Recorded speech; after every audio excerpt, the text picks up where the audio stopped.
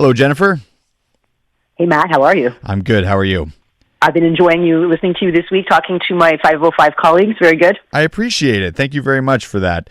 Let's get to a quiet day in Ottawa, to the tariffs and the reaction from Carney and from the ministers. What have you made of the way they've responded? Well, I think that there are some high-level negotiations going on, and they're responding cautiously. So, because basically, our neighbor to the south, Donald Trump, he pays close attention to what people say, and he's and the people in his administration.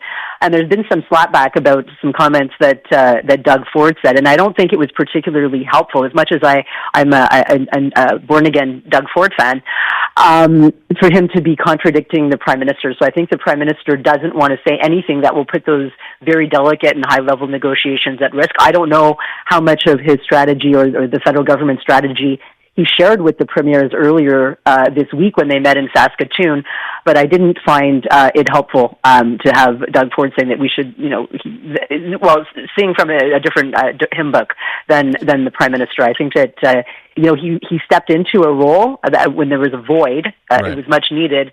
And because he's the head, or I don't call him the president, but the head of the Council of the Federation, but now he's going to have to sit back and let Carney take the lead, because he is the Prime Minister, and he's obviously the negotiator in chief, we'll call him. Yeah, I guess Doug Ford's sort of knee-jerk reaction last time around was to sort of respond with strength and be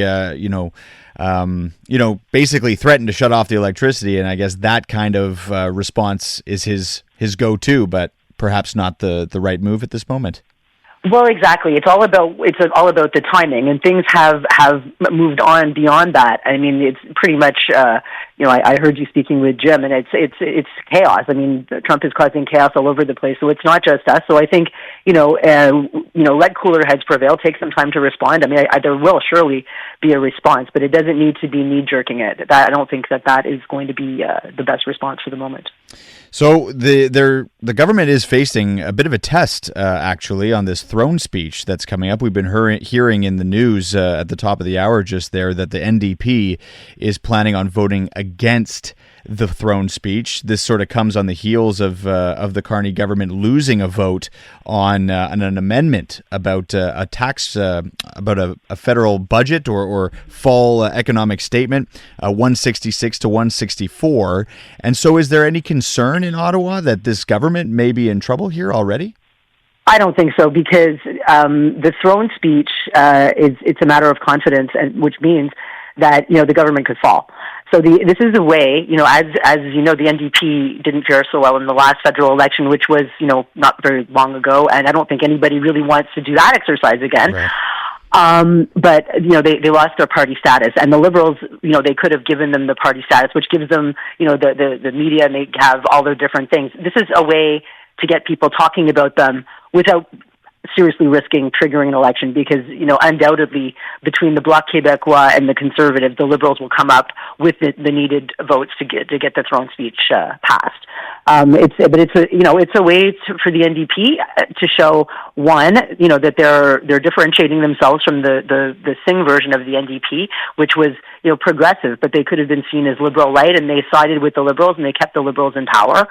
So this is a way of saying that, okay, voters, we've got your back, and we're returning to our more labor-oriented roots, because they lost a lot of the labor vote to the Conservatives, because it's a different story here in Quebec, but in Western Canada, it's often it's between the NDP and the Conservatives. The Liberals don't even factor in, and the Conservatives have been working really, really, really hard to get the Labor vote. So maybe this is a way to stake out some territory and actually get people talking about them. Because look, we're talking about them now. We wouldn't have been talking about them if they were going to vote with it, right? Yeah. Also, just a little reminder to Mark Carney and the Liberals that it is a minority government, and that they can't necessarily just automatically assume that the NDP or any of the other parties will go along with them. So perhaps a little reminder to them.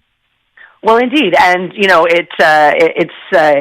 I think it's a harmless way to be able to get some time in the headlines, and it is. They are showing already a departure from Singh, so maybe this is not going to be the last time that they're going to vote against. the Liberals. Okay, and here at home, a little bit of a story about a Quebec English language group. The QCGN has changed its branding to TALQ, I believe it is, TALQ. Do you have a sense of why they've done this, or what it's meant to fix, and if it could help? I don't know. Full disclosure, I spent some time at the QCGN. I was a political consultant for them during the first CAC election, and then they hired me for 2.5 years as the director of Quebec government relations because of my various talents and skills in that department.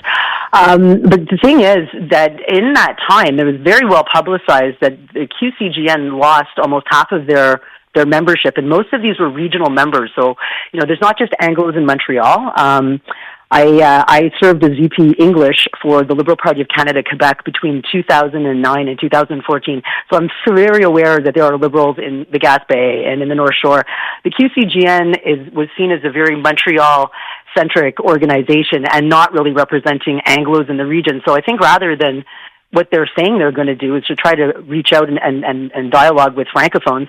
I don't know on whose behalf they think that they're doing this, but I think that it maybe behoove them to try to speak for Anglos everywhere and make peace with the Anglos in the region rather than going out and extending olive branches to Francophone organizations without really consulting anybody in the English community other than their membership base, because they represent their member list, and you can consult their member list. They've taken on individual members, but I don't really, it's not, they don't represent 1.3 million English speakers, so I don't know who they think that they're speaking on behalf.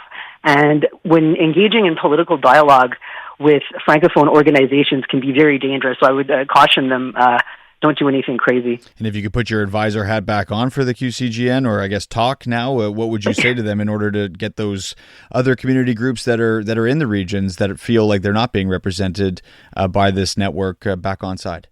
Well, I think that, probably it would be a good idea for all of the organizations because, I've been mapping the English-speaking community for many years now and seeing there's many organizations all over the province, but there's not really any mechanism for them to get together and convene. So, it would be an interesting thing, I think, to have an Estates General of the English-speaking community of Quebec, various institutions, various individuals, organizations like TALQ or QCGN or whatever, and CHSSN and the Regional Development Network.